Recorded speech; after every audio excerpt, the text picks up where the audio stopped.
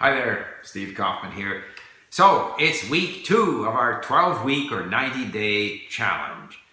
Today I want to talk about the importance of varying your activities in order that you don't get bogged down or feel frustrated. And one of the ways that we keep track of your level of activities, of course, is the coins. The coins are because you get coins for different kinds of activities. Therefore, you want to be accumulating as many coins as kind of an indicator, a milestone of how active you are. And of course, the more active you are, the faster you're going to learn. But if you're always doing the same thing, it gets a bit boring. I once had a boss at work who told me it's a long road that has no curves. We need a little bit of variety.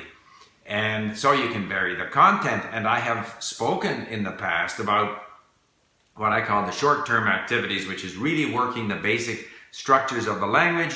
And that's something that is featured a lot in our mini stories, the most common phrases, the most common structures. But on the other hand, you want to move forward into more difficult, authentic content where you are acquiring more words.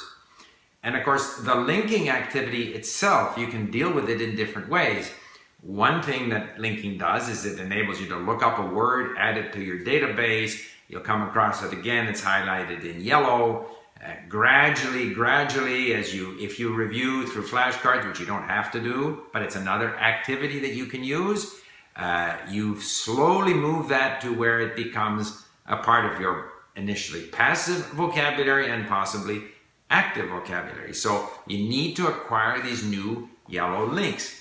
But even in content that you have already studied, and this is something I point out in the workshop that I did today, you can go back into material that you looked at 3, 4, 5 months ago that you think you know. You'll discover there, lo and behold, there are words that you thought you knew that you don't know. Link them again. Don't feel concerned about moving words to known because you're afraid you might forget them again or that they will no longer be known. It doesn't matter. You come across them again, you're not sure what they mean, you link them again. Another thing that I find very useful when I go through something for the 10th time is to create phrases, because the phrases embody the structure, the grammar of the language.